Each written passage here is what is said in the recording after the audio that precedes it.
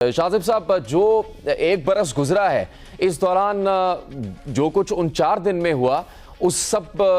के नताइज भी सामने आते रहे हैं और जो कुछ पाकिस्तान ने हासिल किया ऑपरेशन बुनियानुल मरसूस के तहत, उसमें पाकिस्तान के दिफा की अहमियत भी है, पाकिस्तान की सिफारतकारी की अहमियत भी है और फिर पाकिस्तान ने जो एक आलमी सतह पर किरदार अदा करना का आगाज़ किया वो भी हमने इस पूरे 1 साल में देखा है। लेकिन उस जंग के दौरान उन 4 दिन में जो वाक़यात पेश आ रहे थे, जिस तरह मालूमात आप तक पहुंच रही थी, आपके पास क्या सबसे पहले मालूमात आ रही थी और क्या तवक्को थी कि किस तरह से ये तनाज़ा आगे बढ़ेगा? चूँकि पाकिस्तान बहुत वाज़े तरीके से अपने दिफा की हिकमत अमली लेकर आगे चल रहा था जब इंडिया की जानिब से पाकिस्तान पर हमला किया गया था।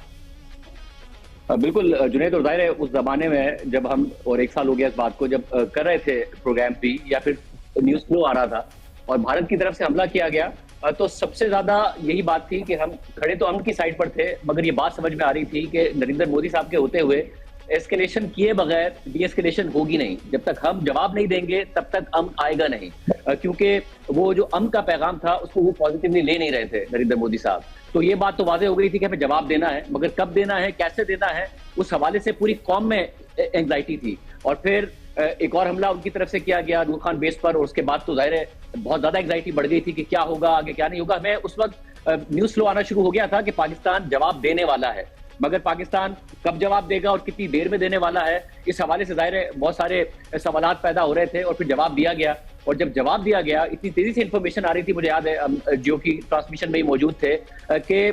उस वक्त समझ में आ रहा था कि पाकिस्तान का जो जवाब है उसका जो मैग्नीट्यूड है, जो हमें बताया जा रहा था कि इस मैग्नीट्यूड का जवाब पाकिस्तान देने जा रहा है, वो असल में उसका जब अमली तौर पर उसका मुजाहरा नजर आ रहा था, तो जाहिर ख्वाहिश तो थी कि अमन हो जाए, मगर ये भी था कि अब ये एस्केलेशन किस लेवल पर जाएगी, क्योंकि वाज़ेह तौर पर ये पैगाम पाकिस्तान की तरफ से था कि अगर भारत एस्केलेट करेगा हम और एस्केलेट करेंगे, वहां से 10 मिसाइल आएंगे तो यहाँ से मल्टीप्लाई करके मिसाइल मारे जाएंगे। तो जिसकी वजह से जाहिर है 2 न्यूक्लियर ममालिक हैं, और जब आपकी ख्वाहिश अमन की हो, आप ना चाहते हो अपने पड़ोसी से लड़ना, तो ये कुछ ख्वाहिश होती है कि किसी तरह अमन हो जाए, मगर ये भी था कि ये अमन ऐसे आएगा नहीं कि जब तक नरेंद्र मोदी साहब को जवाब नहीं दिया जाएगा। तो जवाब दिया गया, अमन आया, पाकिस्तान का जाहिर स्टेचर बढ़ा। आज जब 1 साल बाद हम देखते हैं और वो सारे वाकयात, कल मैं शहजाद इकबाल साहब का शो भी देख रहा था, बहुत सारी ब्रेकिंग न्यूज थी जो शहजाद इकबाल ने उस वक्त दी, कितने तैयारे मार गिराए हैं, क्या हो रहा था, तो वो सब देखकर पूरी मेमोरी आप रिलीव कर रहे थे, तो अंदाजा हो रहा था कि क्या माहौल था उस वक्त, क्या जंगी माहौल था उस वक्त,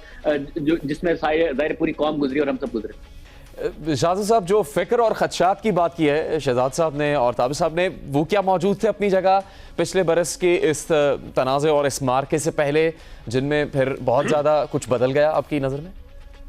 देखिए, ये बिल्कुल ठीक बात है, और ताबिश जो कह रहे हैं कि ओवरऑल पाकिस्तान की कौम में ये था कि जाहिर है भारत ने तरक्की ज़्यादा की है, उनकी जीडीपी का साइज हमसे ज़्यादा बड़ा हो गया है, ओवरऑल इन्वेस्टमेंट वहाँ पर ज़्यादा आई है, मईशत में ज़्यादा बेहतर परफॉर्म किया है, कि हम मिलिटरीली उनसे मुकाबला कर सकेंगे या नहीं कर सकेंगे। और दोनों फैक्टर थे जो ताबिश कह रहे हैं। एक तो वहाँ पर जैसे ही उन्होंने राइज किया है तो एरोगेंस इतनी आ गई है कि जैसे वो वर्ल्ड पावर बन गए हैं। अगेंस्ट अगर हम चाइना देखें, चाइना राइज कर रहा है, उनकी इकोनॉमी पिछले 30-35 साल में बहुत ज्यादा बड़ी हो गई है, अमेरिका के बाद दूसरी बड़ी इकोनॉमी है, मगर उसके बावजूद उनका फॉर्मूला ये कि हमने लड़ना नहीं है किसी से। मगर भारत अभी इतनी बड़ी इकोनॉमी नहीं हुई है, 4 ट्रिलियन के पास पहुंचे हैं, मगर एटीट्यूड ये है कि जी हमें सबको पड़ोसियों को तंग करना है। तो ये तो वाकई एक हमें नजर आ रहा था कि जब आप अमन की बात कर रहे हो तो वहां से रिस्पॉन्स अमन का नहीं आ रहा है। देखिए, पाकिस्तान में भी मादी में बहुत ज्यादा हुआ है कि अगर किसी ने अमन की आशा की बात की तो आगे से हमें नजर आया कि नफरत की भाषा फैलाई गई और पाकिस्तान में फिर गद्दारी के फतवे बांटे गए, गद्दारी का तमाशा लगाया गया। मगर हम उससे आगे बढ़े।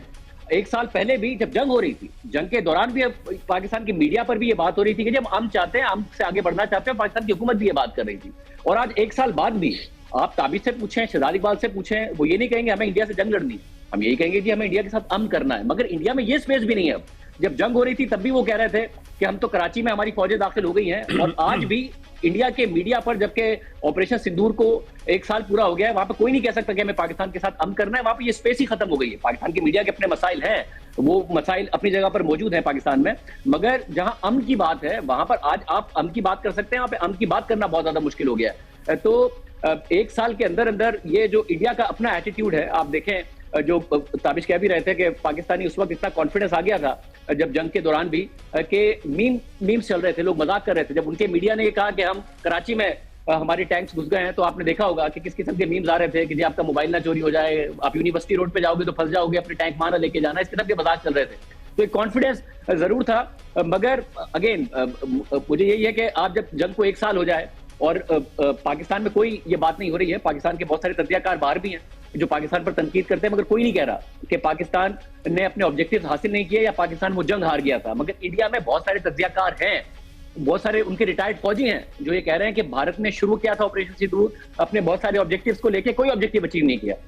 1 साल गुजरा है, पाकिस्तान को दुनिया ज्यादा बेहतर अंदाज में देखती है। पाकिस्तान आइसोलेटेड था, आज भारत आइसोलेटेड है। भारत ईरान के ज्यादा करीब था, मगर ईरान के लिए पाकिस्तान मीडिएट कर रहा है। भारत ज्यादा करीब था डोनाल्ड ट्रंप के, मगर इस वक्त डोनाल्ड ट्रंप भी पाकिस्तान पर ज्यादा एतमाद का इजहार कर रहे हैं। तो पाकिस्तान का जो स्टेचर है मिलिटरीली भी और डिप्लोमेटिकली भी 1 साल में बढ़ा है। और आज भी पाकिस्तान अमन की बात कर रहा है कि जी आइए आगे बढ़ते हैं, अगर आपने बात कर रही है कि जंग लड़नी है तो जंग हो जाएगी दोबारा। तो उस वक्त भी वो स्पेस भारत में नहीं है, पॉलिटिकली भी और मीडिया में भी अमन की बात की जा सके। शाजिद साहब, ये इंडिया की तरफ से एक तो हमला किया गया, फिर कुछ ऐसे उसूलों की भी खिलाफवर्जी की गई, कुछ सिविलियन आबादी को निशाना बनाया, सिविलियन इंफ्रास्ट्रक्चर को निशाना बनाने की कोशिश करते रहे। जो भी ड्रोन्स इंडिया की जानब से भेजे गए वो तमाम तर ज़्यादातर पाकिस्तान के सिविलियन इलाकों पर हमला करने के लिए भेजे गए थे,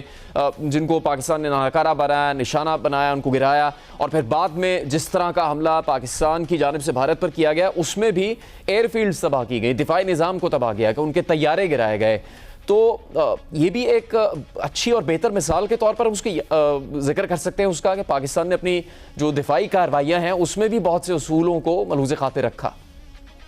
और जुनैद, जो ये हरकत की थी ना कि सीज फायर हो गया, उसके बावजूद हमला किया गया पाकिस्तान की एयर बेसिस पर 2 पर, वो ऐसा लगता है कि जैसे जैसे इंडिया को इसराइल के करीब ले गए नरेंद्र मोदी, हरकतें भी इसराइल वाली करने लगे हैं। गजा में, लबनान में सीज फायर के बाद भी इसराइल यही हरकतें करता है, बमबारी करता है। यही हरकत उनकी तरफ से की गई थी। फिर सिविलियन मकामात पर जिसका आप जिक्र कर रहे हैं कि हमले किए गए थे। और ये जो मिसकैलकुलेशन है जो ये भी की गई, अब तो खुद जो रिटायर्ड कर्नल हैं उन्होंने दवायर के लिए लिखा है कि इंडिया की जो सबसे बड़ी मिसकैलकुलेशन थी वो ये थी कि उन्हें पता ही नहीं था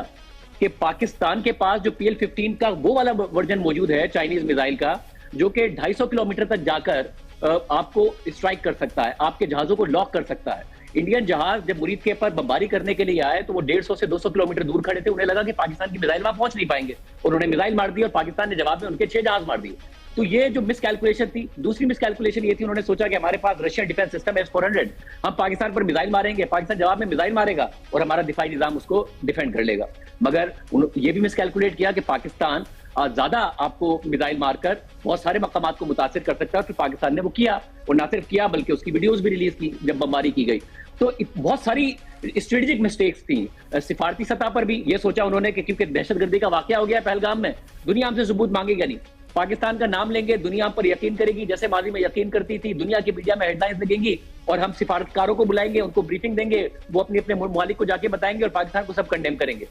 यही किया उन्होंने, सिफारतकारों को बुलाया, किसी ने यकीन नहीं किया। New York times, Washington post, wall street journal, सबने ये हेडलाइन लगा दी कि भारत के पास सबूत नहीं है पहलगाम वाकये के। पाकिस्तान ने ज्यादा अच्छा प्ले किया, पाकिस्तान ने पहलगाम को कंडेम किया और कहा आप तहकीकात करें, हम आपके साथ तहकीकात में ताउन के लिए तैयार है। तो भारत ना डिप्लोमेटिकली अपना बयानिया बेच पाया, मिलिटरीली उन्होंने बहुत ज्यादा मिस्टेक की, पाकिस्तान को अंडर एस्टिमेट किया, पाकिस्तान की ताकत को अंडर एस्टिमेट किया। तो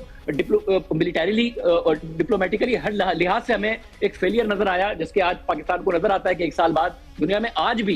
आज के दिन भी भारत के मीडिया में जो एक थोड़ा सा इंडिपेंडेंट मीडिया रह गया है, वो सवाल कर रहा है भारतीय हुकूमत से कि भैया आपने हासिल क्या किया पाकिस्तान पर हमला करके। इंटरनेशनली भी आज और कल यही हेडलाइंस लग रही हैं और यही तज्जिए हो रहे हैं कि भारत ने बहुत ज्यादा लूज किया है। भारत अपने आप को आइसोलेटेड फील करता है कि ट्रंप इतना करीब कैसे चले गए पाकिस्तान के, और वो सब ऑपरेशन सिंदूर के बाद हुए।